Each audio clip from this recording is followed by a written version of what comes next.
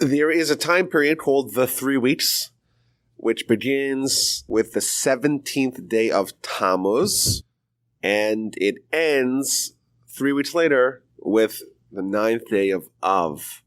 Every year, we commemorate the events that happened during these 3 weeks, and we observe them by national collective mourning. This mourning is the result of a collection of calamitous events that transpired to our ancestors during these inauspicious times. These 3 weeks are bookended by fast days. There's 6 fast days in the Jewish calendar, and 4 of them are to remember bad things and to relive bad things and to try to repent for those bad things that happened in the past. Of course, the other 2 are Yom Kippur. Yom Kippur is not a sad day. Yom Kippur is a very joyous day. On Yom Kippur, we fast for an entirely different reason.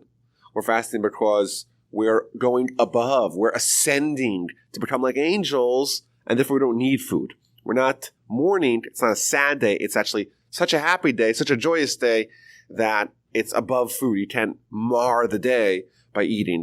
But there's 4 days which are mourning fast days, mourning with a M-O-U-R. We're mourning sad events. And those events primarily revolve around the destruction of the temples, first and second temple, and the things that led up to it, and the things that were the ripple effects of those terrible, calamitous events. Both temples were destroyed on the 9th day of Av, which about 500 and some odd years apart from each other. And this 9th day of Av is like the saddest day of the Jewish calendar. Bad things continually happen on this day, and therefore it's a day that we commemorate it by mourning, by fasting, and by a host of other restrictions.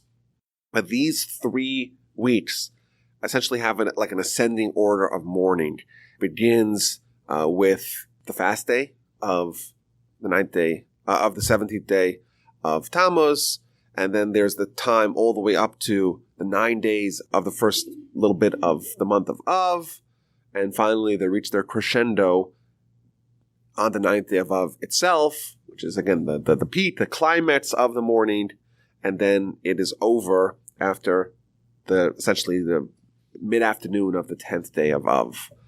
So I want to talk about what happened on these days and how we commemorate them, but I think a good place to begin is just this idea in general. The idea that things that happened, some of them essentially more than 3,000 years ago, most of them more than 2,000 years ago, it should have any relevance to our life today. That's like a uniquely Jewish phenomenon. We all know that the temples were destroyed and burned down, and we know which day it happened.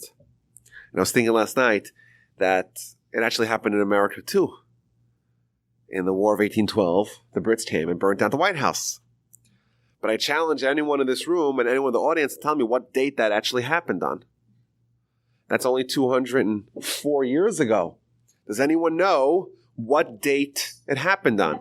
And the answer, for those who are interested, is August 24th, 1814. But no one knows that. Why don't people know that? And we seem to know things that happened. The first temple was destroyed 2,500 years ago. Second temple, 2,000 years ago. We know the date, and we still commemorate it millennia later. And I was saying, there's only 2 bad days that people know what happened. Pearl Harbor, because of the famous speech that happened the following day by FDR, a date which will live in infamy. And of course, September 11th, because it's literally called September 11th. And maybe in sometime in the future, like that date in itself will be forgotten too, maybe. But what day was Abraham Lincoln assassinated? No one seems to know. We had a Jewish governor named Gedaliah ben Achikam who was assassinated. And one of those 4 days that are days of mourning is the 3rd day of Tishrei, the day after Rosh Hashanah, which is called Tzom Gedaliah, the fast of Gedaliah, where we're commemorating the assassination of a Jewish governor 2,000 years ago. Why? Because it was a blow to the Jewish nation. And when I'm trying to draw out this discrepancy, events that happened thousands of years ago, not only do we know what date it happened, but we still commemorate it now. And I think it raises an important question. Why are we commemorating events, or why are we so fastidious about remembering when they happened and reliving them every year? And I think it gets to the critical issue about this whole time. We believe that the events that happened to our forefathers, and essentially the events that happened to us as well, they're overseen by God and even manipulated and directed by God. And God decides what happens to us based upon our own behavior. You see this, of course, throughout the Torah. Throughout the whole book of Deuteronomy is based upon this idea that our behavior will guide God's treatment of us. So if you do good, you'll be treated well. If you do bad, you'll be treated poorly. If you behave properly, you'll be able to flourish in the land of Israel.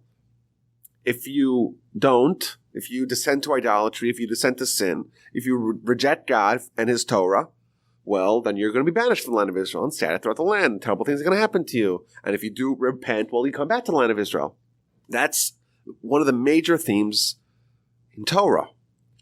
And thus, when we look back to things that happened 2,000 years ago, it's not like a random event happened. It's a bad event. And let's remember it because it's a bad thing that happened. It's much more instructive and much more relevant to our lives. It happened for a reason, and it is not being undone for the same reason. We're told the first temple was destroyed because of idolatry, which means if there was no idolatry, the first temple would not have been destroyed. Moreover, if idolatry ceases to be practiced amongst the Jewish people, the temple will be rebuilt because there's a cause and effect. The cause for the bad thing is the idolatry, and thus, if you remove the cause, then the effect goes away too. So there's no more idolatry, there's no more destruction of the temple. I.e., how do you rebuild the temple after it was destroyed because of idolatry? By seizing the cause for the destruction. Seizing idolatry, the temple will, as a result, consequently be rebuilt. Similarly, the second temple was destroyed because of senseless hatred, because of a variety of other things that happened. Those causes are obviously still in effect today because we don't have a temple.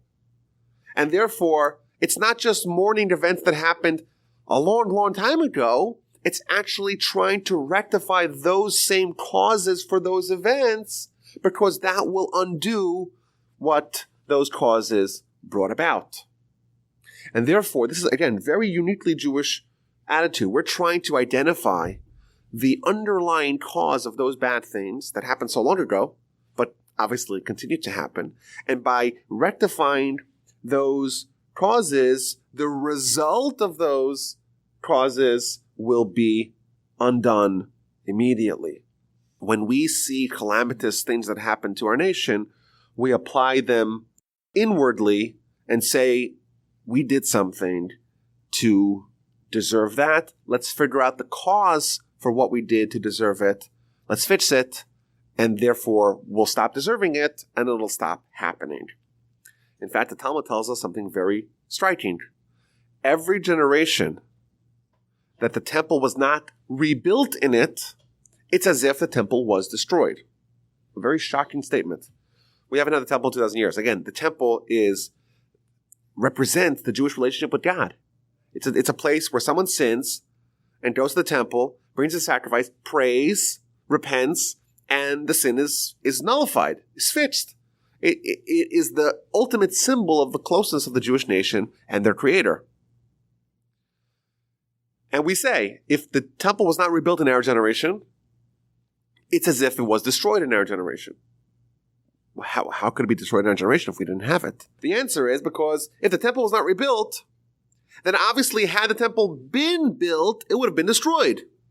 Because the same reasons why it got destroyed initially, they're still present today, obviously because it wasn't rebuilt. If those reasons that caused its destruction initially were not present today, well, then it would be rebuilt. So if it was built, it would have been destroyed by the fact that it was not rebuilt in our generation. And of course, the first temple was destroyed by the Babylonians, and the second temple was destroyed by the Romans, but we don't look at it and say that, oh, the Romans destroyed the temple, or the Babylonians destroyed the temple. We say that we lost our godly protection that allowed the Romans to destroy us, because remember, God is omnipotent. God's not worried about Romans or their phalanx warfares or the barbaric Babylonians. It means if they destroy the temple, it means that God removed his protective shield on us and allowed that to happen. And you know what? If it wasn't the Romans, it could have been other people. But regardless, it was all a reflection of the underlying behavior of our nation. And therefore, we try to identify that cause, the root cause, not the way it manifested itself. You go to the underlying, not the symptoms. You go to the underlying reason for the illness, just like a doctor would do. If you just treat the isolated symptoms, you're not going to solve the problem, because maybe you'll fix one symptom here and it'll manifest itself in some other symptom over there. We try to get to the underlying cause, and then everything else will be fixed as a result. So when we have these 3 weeks of mourning, of sadness, of reflection, it's important for us to learn why they happened, or what are we commemorating, but also to think about the spiritual side of it, the underlying spiritual causes that allowed such things to happen, and thus it's quite relevant to us today, and that should be the focus. The focus should be, okay, these things happened a long time ago, but they're still happening, as evident by the fact that they're not being undone, and therefore let's think of ways that we ourselves, as individuals and as communities, could try to fix those underlying causes. So I want to go through the background of these 2 days and the time between them. So the most comprehensive source for this time period is found in the book of Tammuz. The book of Tammuz is one of the books of Talmud, and the word Tammuz means fast day, or ta'anit. And of course, we have multiple fast days that happen during this era, and therefore it's appropriate for the background of these 2 days and the time in between them to be discussed in that book. So chapter 4, Mishnah 6 tells us that there were 5 calamitous events that happened on the 17th day of Tammuz, and 5 catastrophic events that happened on the 9th day of Av. And thus, we could survey these days and find the underlying causes of them and try to relive them during those times and try to reflect on them. So I want to read these 10 things that happened, and then we'll go through them one by one. There's 5 things that happened to our forefathers on the 17th day of Tammuz, and 5 things on the 9th day of Av. B'shiva Asar b'Tammuz, on the 17th day of Tammuz, nishtabru haluchos. The luchos, the tablets, were destroyed. The first set of tablets. Ubatal hatamid, and the tamid. The tamid is the daily sacrifice that ceased. V'hibaka ha'ir, the city was breached. The city of Jerusalem was breached after it was laid siege. We know Jerusalem is always known for its fortifications. It is on a mountain, and therefore it is usually quite easy to fortify and defend. And every time Jerusalem was taken, it was first laid siege, and then after a prolonged siege, the walls were breached. Visaraf apostamus es ha-Torah, and some guy named Apostamus burned the Torah. Vehemit selam behechel, and an idol was erected in the temple. That's the 5 things that happened on the 17th day of Tammuz. But Tisha B'av, on the 9th day of Av, Nidra of essentially Consul Aretz, it was decreed upon our forefathers that they will not enter the land. In the aftermath of the sin of the spies, God tells Moshe, I'm not going to destroy them, I'm going to give into your prayer, but this whole nation, this whole community that is alive today, they're not going to go into the land of Israel. They're going to be replaced by their children and grandchildren. First and second temple were destroyed. V'nilkada Beitar, the city of Beitar, was destroyed. V'nechra Ha'ir, the city of Jerusalem, was plowed, or was raised with a Z. And the Mishnah ends, Mishenichnas Av mima'atim b'simcha. Once the month of Av enters, once we begin that month, you try to diminish joy. Just like on the month of Adar, the month that we have the holiday of Purim in it, we're told, Mishenichnas Adar, marbim b'simcha. When Adar enters, you increase joy. Mishenichnas Av, when Av enters that month, mema'atim b'simcha, you start to diminish with the joy. So what are these things? Let's go through them one by one. We know that 50 days after the Jewish people left Egypt, they were encamped by Mount Sinai, and in the morning of the 6th day of Sivan, which is exactly 50 days after the Jewish people left Egypt, they had the most momentous experience in all of human history, the revelation at Sinai. Moshe goes up to the mountain, the Jewish people listen in on a conversation between Moshe and God. They are temporarily uplifted to become like angels, to become prophets. They hear the 10 Commandments by God. It's such an awe-inspiring experience. And then what happens next? So they got like a condensed version of Torah. But now Moshe has to go up to heaven to communicate, to be in commune with God, to get the rest of the Torah, to get the details. They got like the 10 principles, the 10 tenets of Torah, but now we're going to get the details. So Moshe goes up to heaven, and the rest of the nation goes back to the camp. And there's only one person that's there by the mountain, not with the nation and not with Moshe. And that, of course, is Joshua. Joshua is at the foot of the mountain waiting for Moshe to come down, which is, of course, always emblematic of the relationship between a teacher and a student. Even though the teacher's not there, the student is waiting there to be there and to not depart from the teacher and to wait for his return. So the Jewish nation goes back to the camp, and Moshe is in heaven. And, of course, everyone's eating manna, which is pretty cool. And the people in the camp are eating manna, and Joshua's eating manna. Moshe is up in heaven. He's not eating anything. He's like an angel. He's arguing with angels, debating with angels, negotiating with angels, but ultimately studying with God. And after he gets the whole Torah, he memorizes it all, and God gives him 2 stones hewn by the finger of God that tell us, or that have written in it, the 10 Commandments that were told 40 days prior. 40 days later, Moshe goes down from the mountain, and he meets Joshua at the bottom. And they hear noises. And there's a whole discussion. Joshua tells Moshe, I think that there's a war going on. That's what it sounds like. And he says, no, it's not a war. There's no victors. There's no losers. There's a problem. There's other problems that we have. As they approach the camp, they see the revelry of the golden calf. The Jewish people had made a miscalculation. They thought Moshe was supposed to come the day prior. They thought 40 days meant 40 days, when in reality they meant 40 full, complete days. And therefore they counted the day that he went up as a full day. Really, it was only a partial day, so it didn't count. Regardless, they were duped into making this golden calf. And some of the new Egyptian immigrants, if you will, that joined the nation together with other rabble-rousers and sorcerers, decided to make this whole problem, the golden calf, as a replacement for Moshe. And Moshe gets there, and the first thing he does, he takes the 2 tablets that he was holding in his hand and crashes them into the floor and shatters them. And then, of course, he takes the golden calf, he grinds it into a fine dust, puts it in the water, makes everyone drink from it. And the people who were the instigators of the golden calf died when they drank the water. And then he tells the Levite brethren to go grab their sword. Anyone who participated in it, go kill them. And indeed, 3,000 people die. And then Moshe turns back to God and says, okay, let's try to grant forgiveness for this nation. Don't destroy them. And God eventually agrees and tells them, okay, build the tabernacle. And they start building the tabernacle, eventually, a little bit later on.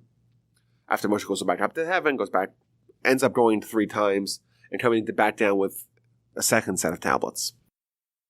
But what was the date that corresponded to Moshe destroying the tablets, the day after they built the golden calf, the day when Moshe reunited with the nation and destroyed what was a godly given set of tablets? That was the 17th day of Tammuz. And thus it kind of got off to a bad start this day.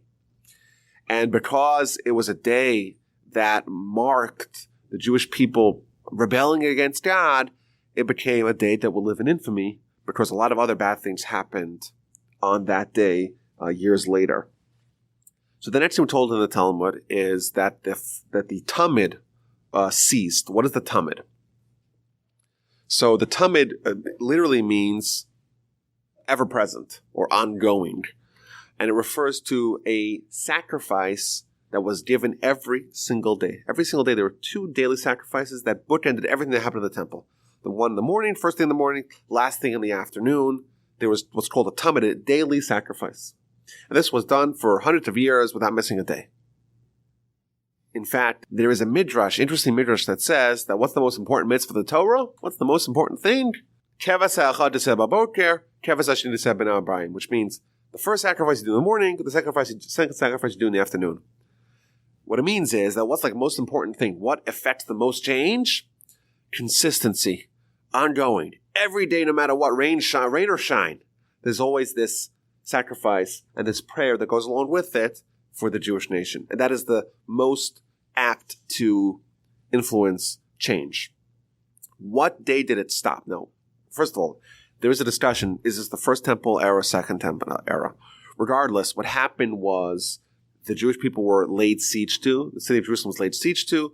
And they were out of animals. They couldn't import animals to do sacrifices. And therefore, on this day, on the 17th day of Tammuz, they did not have the ability to bring sacrifices because they had run out of animals. And that was, again, a day that marked a sad devolvement in the status of the nation because the one thing that remained constant finally ceased. And that was on this day as well. The next thing that happened on the 17th day of Tammuz is that the walls of the city were breached. The Talmud says that this refers to the Second Temple era. The Second Temple, we're talking about the year 70 or 68, depends on which sources you rely on. The city of Jerusalem was laid siege to. And in fact, we do get very dramatic accounts of the siege of Jerusalem. We have them from Josephus. We have them in the Talmud. But what actually happened was that the Romans were responding to a revolt that was known as the Great Revolt that happened in the year 66. The Jewish people were fed up with the way they were treated by the Romans, and they were fed up that they weren't granted the equal protection, that they were totally fair game in the hands of everyone, and the Roman overlords did not defend them. And they said, that's it, we're done, we're fed up with the Romans, they've been here for 150 years, we're going to kick them out. And they mounted a revolt, which was moderately successful. But the Romans are not known to be very pleasant to those who questioned their authority, and they fought back. And eventually, they were taking over town after town with very harsh treatment of those who refused to capitulate. They would have them crucified, and then they would torture them and kill them all and put salt in the ground so nothing would grow there for years, destroy everything that stood in their path. Really terrible. And the people who actually surrendered were treated okay. So Josephus, for example, he was Jewish, and he was actually a commander of the defense of the Galilee, but he just gave in to the Romans. And the Romans said, okay, you're kind of cool, you could join our team. And that's why he got a first-hand account of everything that the Romans were doing as they were taking over or retaking over the land of Israel. But eventually they got to Jerusalem, and now all the Jews are huddled in the city of Jerusalem. Not all the Jews, many of the Jews. And again, it has very strong fortifications. Herod, who lived about 70 to 90 years prior, he had built magnificent walls defending the city, and the city seemed almost impregnable. But the problem was, within the city itself, there was so much division and so much arguments as to how to proceed. There were some groups that wanted to just give in and save as many Jewish lives. There were others that wanted to fight. But regardless, there was enough food and sustenance to go around because there were stockpiles.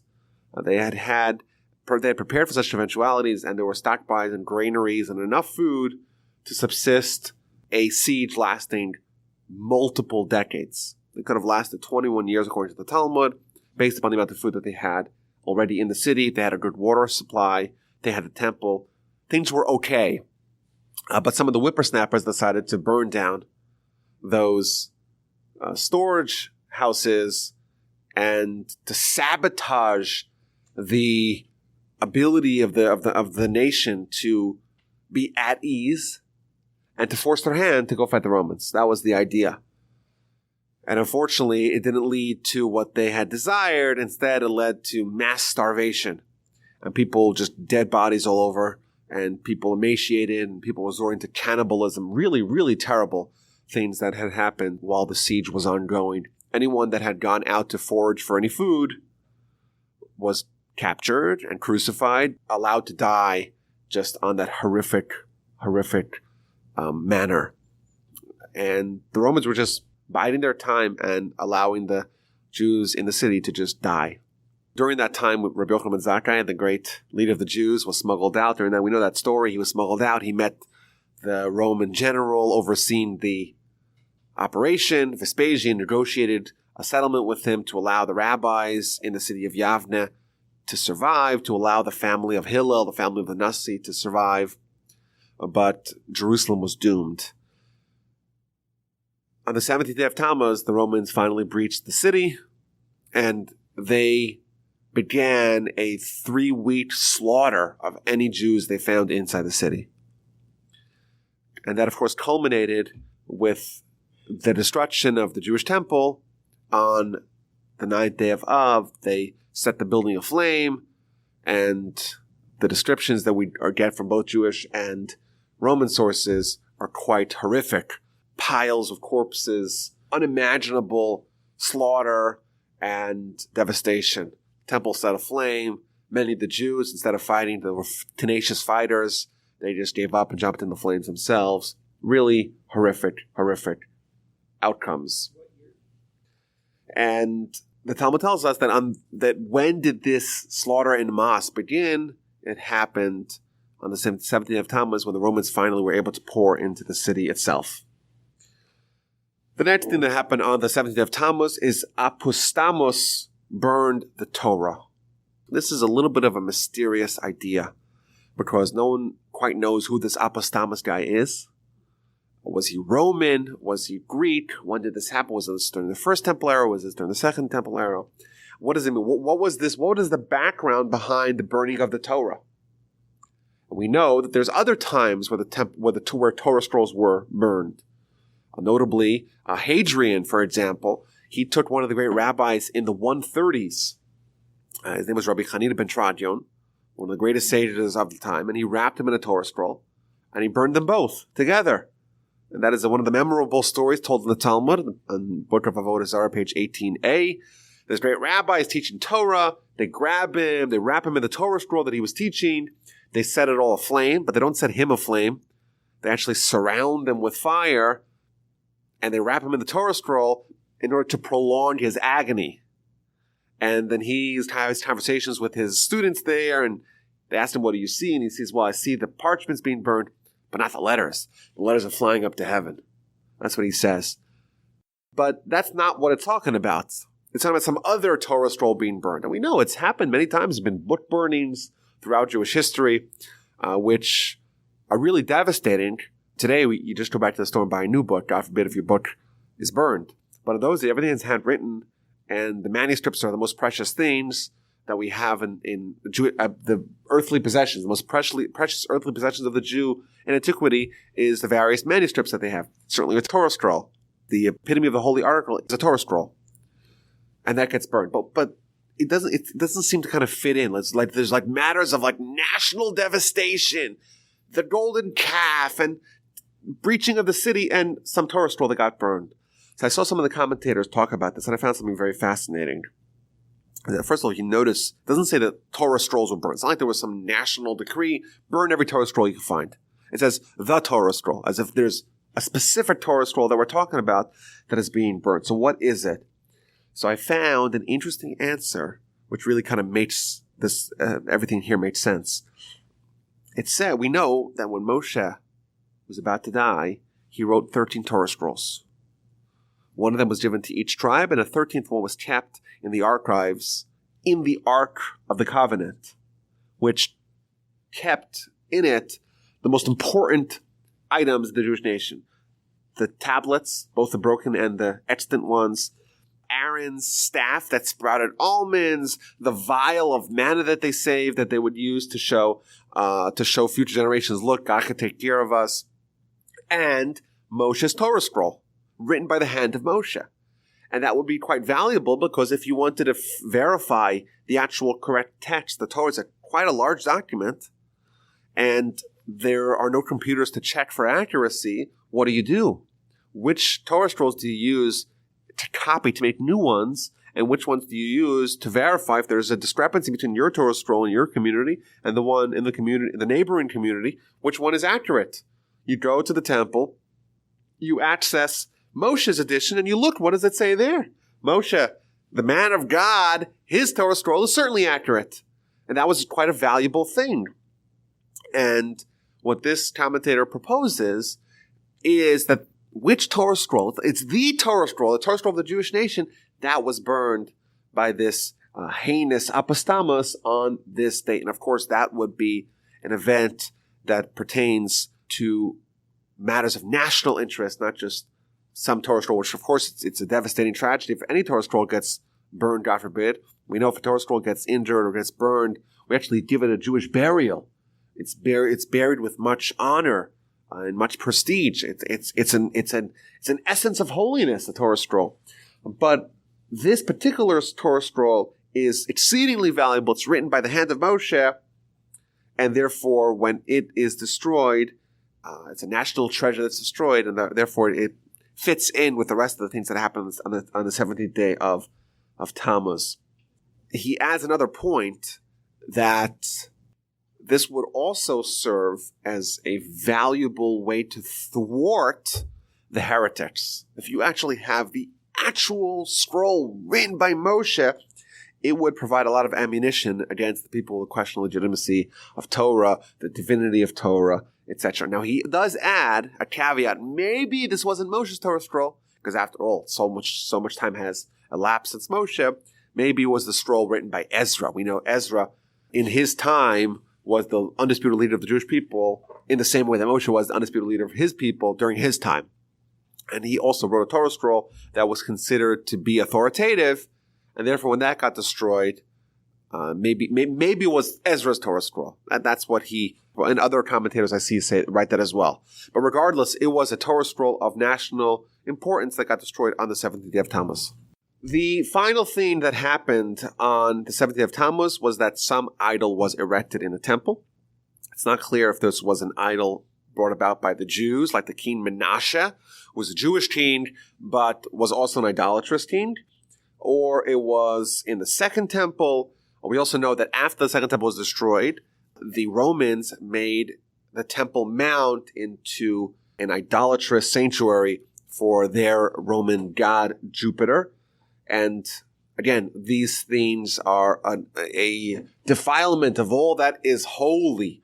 It's a profaning of the temple, something that really is quite disturbing. And that happened on the 17th day of Tammuz. Moving on to the bad things that happened on Tisha B'av. The first thing, the original Tisha B'av, is the story we read in the Torah last week, in Parshat Shlach, the story of the spies, the scouts. Moshe sends a team of 12 leaders of the nation, goes out the land of Israel. They spend 40 days in the land of Israel, examining it, trying to find the vulnerabilities and the weaknesses of the indigenous population. They come back and they give a full-scale report. It's a fantastic land, but the people are unconquerable. People are massive, and we felt so small. We felt like grasshoppers in their eyes. They look down at us. Everyone's dying. It is a dangerous place. We can't be victorious. And the whole nation buys into the report, and they ignore the words of Yehoshua, of Joshua and Caleb, the 2 of the 10 spies that remained true to the mission and believed in God and said, well, yes, maybe they are so difficult to overcome, but so what? We have the ultimate weapon on our side. We have God. We got the magic bullet. But the nation started crying. And God, in the Midrash, quotes what God said, so to speak. They're crying for naught. I'm going to give them a good reason to cry. You want to cry this night? I'm going to give you a very good reason to cry. And that became the 9th. That is the first event that happened on the 9th of Av. And therefore, there's been a lot of tears Jewish tears that have been shed on that day, tears with genuine causes. So like we said, the first temple was destroyed on the 9th of Av by the Babylonians. The second temple was destroyed on the 9th of Av by the Romans. When we look at the temple being destroyed, it's more than just the edifice of the temple being destroyed. It is the pride of the nation being destroyed, and is also the last stand of the Jews having sovereignty and hegemony over the land. Both destructions of the temple resulted in exile. The Babylonians, of course, began the exile way beforehand, where they took a lot of the leaders to Babylon in chains, and then the Jewish people made the sad decision to revolt anew, and then they came back and destroyed everything, including the temple, and took the rest of the Jews to Babylon. So the destruction of the temple is the climax of terrible, terrible things that had happened and resulted in the Jews being booted from the land. And the Romans, the same thing. The Romans, they took control over the land in the first century before the Common Era, Pompey, and then, of course, Julius Caesar. And things really were heading south quite rapidly during that whole time period, but they reached the culmination in the year 70 with the destruction of the temple and the ensuing slaughter.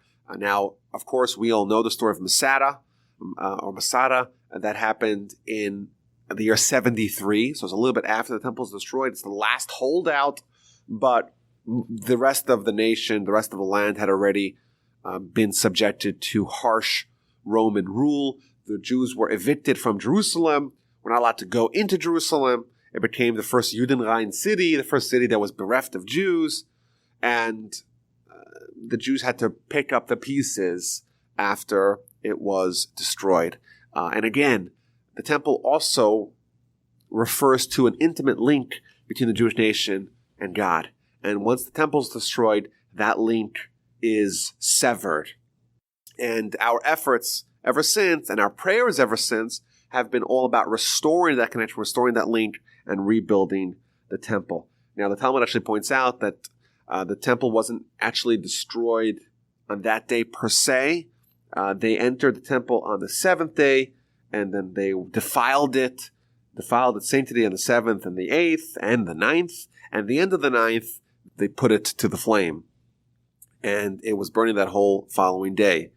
And Rabbi Yochanan, one of the great rabbis, said, well, if I was around at that time, I would have made the 10th day of the actual day of mourning, because the majority of the temple was burning on that day. But the Talmud actually says, yes, that the majority of the temple was burned, but the actual initiation of the conflagration happened on the 9th day of Av. Regardless, this is the reason why the actual mourning does not end on the 9th of Av. It kind of continues into the next day as well. The fourth thing that happened on the 9th of Av is that the city was plowed. The verse tells us that Zion, like a field, will be plowed. Temple Mount used to be much higher than the surrounding mountains. We know that the Dome of the Rock, for example, covers a rock that is about 20 feet exposed from the bedrock. The Talmud makes it quite clear that what is in all likelihood that same rock was exposed 3 fingers above the ground, which again gives credence to the argument that it was plowed. But also Jewish sources and Roman sources, they all agree that the Temple Mount in that area was raised, where they actually just dug it up. And this was done in all likelihood by someone by the name of Turnus Rufus. Turnus Rufus is a Roman overseer of the land, a procurator of the land. And there's many memorable conversations that he had conducted with the great Rabbi Akiva, who at the end of the first century, beginning of the second century of the Common Era, is the leader of the Jewish nation. And he would have these conversations with Turnus Rufus, or Tinius Rufus, who was the Roman guy in charge. And he probably under the instruction of Hadrian was commanded to use Jewish slave labor to actually plow the mountain. And that happened, or that began, or that concluded on the 9th day of Av. And finally, the city of Beitar was devastated, was destroyed on the 9th of Av. This is a reference to the Bar Kokhba revolt In the year 132, the Jews got fed up with the Romans, got fed up with the Hadrianic persecutions, and they said, we're going to mount a revolt, get the Romans out, which they promptly did. They were led by Shimon bar Kochba. His real name was Shimon bar Koziva, but he was renamed bar Kochba apparently by Rabbi Akiva. Bar Kochba means the son of the star, a reference to the verse that says, Darach Kochav Miyakov, a star will emerge from Jacob, a reference to the Messiah. Rabbi Akiva and most of the rabbis, they believed that Shimon bar Kochba is going to be the Messiah to bring the Jews back to Israel and rebuild the temple. And all signs were pointed at that happening. They managed to evict the Romans out of the land. They refashioned Roman coins into Jewish coins. They minted their own coins, and things were all as well during those several years of this revolt. It was the most successful revolt during the entire period of Pax Romana. But unfortunately, the Romans regrouped. And they began their assault on the enemy. And in the year 135, all of Bar Kochba's forces were coalesced in a very fortified city of Beitar. And for several reasons, Bar Kochba strayed away from God. He started killing some rabbis who he thought were traitors. He told God, listen, you don't need to help me. I'm okay. Just don't help the enemy. And he really went awry. He was renamed back to Ben Koziva or Bar Koziva. He's no longer the son of the star. He's now the son of the deception, of the fraud. And the city of Beitar is again laid siege to by the Romans, and eventually it is destroyed, and the slaughter that ensued rivaled that of the temple itself. According to Roman sources, we have 580,000 people killed. The Talmud describes that there were such rivers of blood that the Gentile farmers did not need to use fertilizer for 7 years. And the Romans, in their cruelty, did not allow the Jews to even bury their dead. So for 7 years after this destruction, this devastation, there were just masses of corpses all over the whole region. Really terrible. When did this all happen? On the 9th of Av. The aftershocks of the temple being destroyed is the destruction, the fall of Beitar that happened 65 years later. And throughout the rest of history, there's been many other things that happened, many terrible, calamitous things that happened on the 9th of Av. For example, the first crusade in the year 1095-1096, it was announced on the 9th of Av. Of course, that resulted in the devastation of French Jewry, and the tens of thousands of Jews were killed as a result of this crusade. The Ashkenazi Jews were previously known as the Tsarfatim, which means the French Jews. But French Jewry was devastated and as a result of the first and the second crusade. And therefore, that also got kick-started on the 9th of Av. The Jews were expelled from England in 1290 on the 9th of Av. The expulsion from Spain in 1492 also happened on the 9th of Av. World War I, that caused unprecedented devastation across Europe and set the stage for World War II and the Holocaust. That also began on the 9th of Av. And even during World War II itself, the mass deportation of Jews from the Warsaw Ghetto to Treblinka also began on the 9th of Av. It is a day that will live in infamy, but still does. A day that we want to mourn the terrible things that happened and also reflect on the reasons why those terrible things are not being rectified. The 17th day of Tammuz and the 9th of Av are days of fast days, and the Rambam explains the idea of fasting in chapter 5 of the laws of fasting, halacha number 1. And he says, quote, "There are days that all of Israel fasts on them because of the terrible things that happened on those days. Why? In order to awaken the hearts, to open the pathways of repentance, and it shall be a remembrance for our own bad actions and the actions of our fathers that is like our days. So much so, that is like our actions. That is like our actions. So much so that it caused to them and to us those devastations, those tribulations, those sufferings. because when we remember those things, return in repentance to rectify our ways, to make them better, and to atone for the sins of our forefathers and our own sins. This is the idea that we started off the talk on. That it's not just to remember bad things for the sake of remembering bad things, but in order to rectify those things, those underlying causes that cause those bad things to happen, our forefathers did them, and we continue to do them, as evident by the fact that those results are not being undone. Now, just a brief overview of some of these laws, because again, these are times of mourning, bookended by fasts on the first and the final day of these 3 weeks. But for the duration of the 3 weeks, there are several things which are prohibited in line with fasting and mourning. So number 1, haircuts and shaving is prohibited. So therefore, if you see these otherwise clean-shaven rabbis that suddenly look like homeless people, that's during these weeks because they're observing these laws. Weddings are not held during these 3 weeks because weddings are times of great joy and great celebration, and it is not in line with the prevailing attitude of fasting. Also, playing or listening to music, these are things that evoke joy for some people, and therefore they are not to be done during these times. There are workarounds for some of these things. For example, a cappella, which is like music, but there's no musical instruments. That would be okay. If someone is a music teacher, for example, that's their livelihood. That would also be okay. And I have a whole book over here that answers 400 of the most commonly asked questions about the 3 weeks. So one of the things, for example, is that if someone cannot walk into their corporate job or engage with business relationships looking like a homeless person, then they will be allowed to shave, obviously.